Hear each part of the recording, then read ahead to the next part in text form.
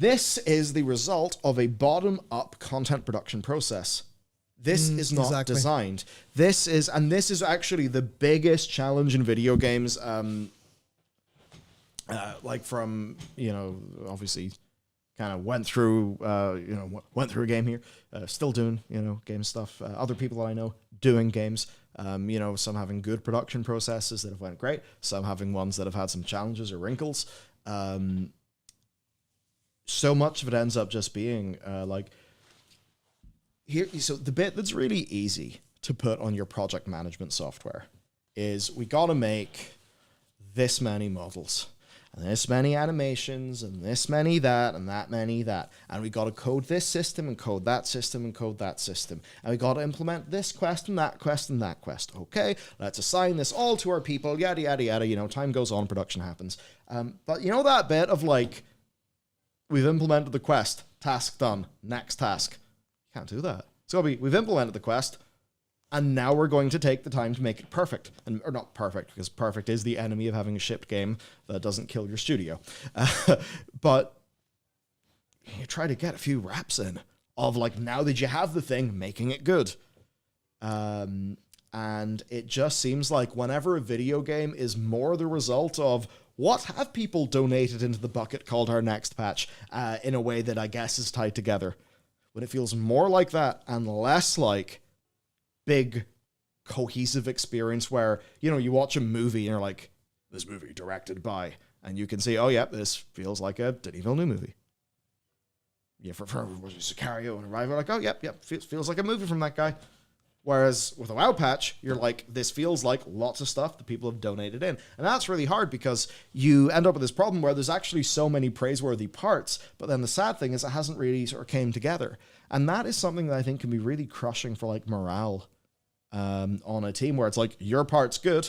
We were, some studying on burnout that a lot of stuff about burnout, it's people's sense of self-control, over their sort of their destiny. So it's that idea of okay, it's agency basically.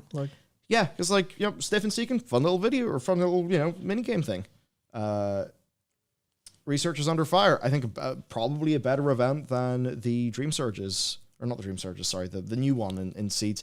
But didn't really come together because it was kind of hampered by how its reward system worked. And rewards are handled by a different team.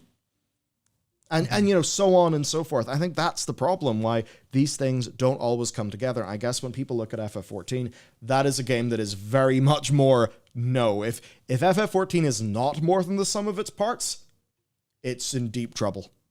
Substantially, yeah. Substantially. There's a lot of things that are pretty grim and pretty bad and not great that people look over because the overall experience is good. And that's kind of that's the thing that comes from having a really tight creative vision, creative direction, and also being on the same wavelength in terms of what you're making. And that's where WoW has a little bit of a problem of having some conflict in the actual, in the development studio itself. Not conflict of fighting each other, but conflict of different people having different things that don't gel super well. And which isn't super important. And they probably only find out about it when the damn thing's live. Yeah. Because you're sitting there working in your thing, and you've got to do your tasks. You have a producer, you've got to do that. Zones in WoW end up having different leads. There's times where zones just don't seem to mesh.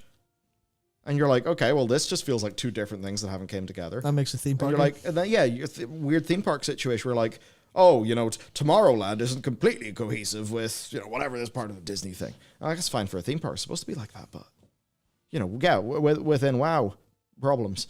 And I think this is where we're seeing the inherent downside of how much content they're able to produce. Because the one thing, I think this whole, let's donate our stuff into the bucket that we call the next patch, and we will push that patch. That works great for side quests. It works great for nice to haves. It works great for so many things, actually. It'll work great for boss fights. Because, it's okay, your job is to make great boss fight. There you go. But the bit that it doesn't work for is that A-plot. And that's the one bit they need to fix. And even then, I think the A-plot's got to be... I suppose the A-plot situation, needs to be integrated through into the raid. Yeah, I think it doesn't even work super well with side quests because now it seems to work because a lot of the people who are making side quests are on the same like wavelength. Yeah. But it feels like that's not the same wavelength with the entirety of the studio, the entirety of the team. Where I feel like there needs to I feel like for Dragonflight there wasn't someone at the top going, here's our themes. Keep these in mind with everything you do. It feels Here's what we're directorless. trying to do. And that's the case of like Sorry, I don't want to say directors. I'd rather say creative directions. yeah, it feels like there was no like I said, there's no one standing going, here's our themes, here's the ultimate, here's the experience we want people to come away with. And maybe if there was, I imagine they were probably a little bit too open. Because an awful lot of like Dragonflight is very family and found family-esque. But that's not a theme so much. Especially in the way it kind of came out in a whole bunch of ways. Yeah. You're like, I can see a lot of that, but it really wasn't exactly there. Which is just the frustrating part versus like, you watch something that you can tell. Obviously, it's like smaller teams and stuff working on like writing TVs and movie shows and stuff. But you'll see TVs and movie shows. Very good, said that wrong. But you know what I mean. You've got a smaller team. You've got something kind of a little bit more well knit in terms of vibes, and nothing goes against the vibe. And that's kind of the small issue that I think they can overcome with a little bit of creative direction. Yeah. But more than anything else, what I want to see is them kind of think more about that. And this is going to sound weird because I think they over leverage cinematics too much, but they need to be thinking a little bit more theatrical and cinematic in their actual gameplay. I know, the cinematics. So you say that, but man, the cinematics have been like this expansion's been pretty. Yeah, I mean they need to think of, because it was I think it was Night Stalker saying something there earlier about how in Argus when you're dead, you get a chance to, because you're dead, you're not doing anything, you get a chance to look and see him. Yeah. Same with Arthas. You're dead, so you're not pressing your buttons. You get to see, what do you call it? You get to see and hear the whole like speech unfold. Whereas they're a little bit less confident to make you go, no, stop, you're going to pay attention to this. Because even trying to think about what happens in the Frack boss fight, I'm pretty sure there's a lot of things I'm missing because I'm currently trying to do a thing. Yeah. And I remember a lot of the dialogue, but I couldn't super pay attention to it. And that's the case of anything that does happen there is wasted. And that's why I want them to do more things like when you're blasted up in the air, that's when an action happens. Not quite to the active time events in FF14 bosses, because that can be a wee bit jarring at times. Sometimes it's super cool, like a Warrior Light, but a lot of them are a little bit more, okay, where is there a break in what players are doing? Where can they focus? Where can they see things happening? And it's like that example of when you get knocked up in the air, the ground should be in fire, and Viernal should go, no, and freeze the whole thing. Even if it's a pithy line about no, you some shit about you'll not burn another tree, or I've always been your counter brother, freeze everything else, stuff like that. You just be like, yeah, let's fucking go. Yeah. Especially if you land. And even this is the case where, you know, the way like they really love damage boosts a lot of the time, like smoldering orbs and stuff like that. The amount they could have gotten away with by giving you a like physical, like a speed boost and a haste buff, or even just a damage buff if they don't want it to be unbalanced, just at certain parts of the fight. Where, like, you know, the way we were holding Lust for phases and stuff, all they need to do is it lands and you get Nozdormu going, saying something about, you know, time is on your side, champions, and then you go faster for a bit. Use any of them. Exactly. Like, the amount of times there could have been a projectile launched to you that was going to kill you, and he goes, no, stops time. And then you get to do something with when time stopped to sort it out. And that's pretty heavy, but it's just, that's like, it's all of that experiential stuff where if you sat down before, like, if you sat down at the start of making this fight and you sat in a room with people and you're going, right, this has to be cool. What ideas do we have for this? You could obviously very naturally come up with a lot of what I'm talking about because it's all super obvious. You've got a time dragon. What do? Stop time, slow time, speed up time, travel back in time, travel forward in time. Look at that, all these options. And you've got like, here's a perfect example.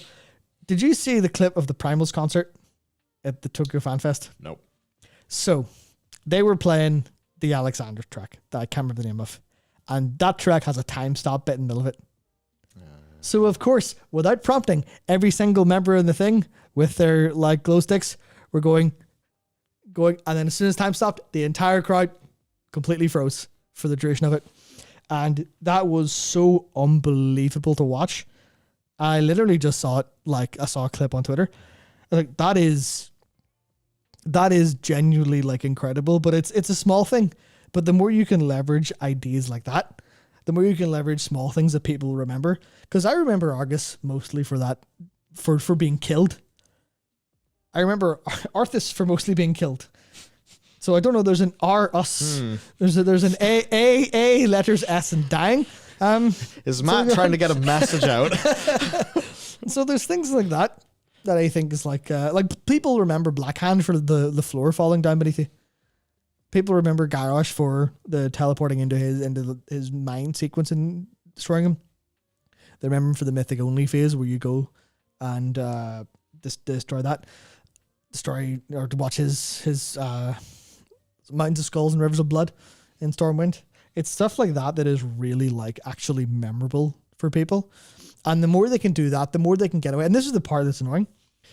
If Farak was a harder fight and had cooler moments, they wouldn't have had to change the design at all. And I would have liked it 5 times more. And I would think about it for years to come, likely as I do with Argus and with Arthas. I would think about it in the future as, God, that was cool. Some people are thinking about the Roman Empire multiple times a day. Matt, he's thinking about those times where he died in World of Warcraft and watched something cool happen. Honestly, yeah. I mean, obviously, Yeah, I am biased because cool stuff is where my passion ultimately lies.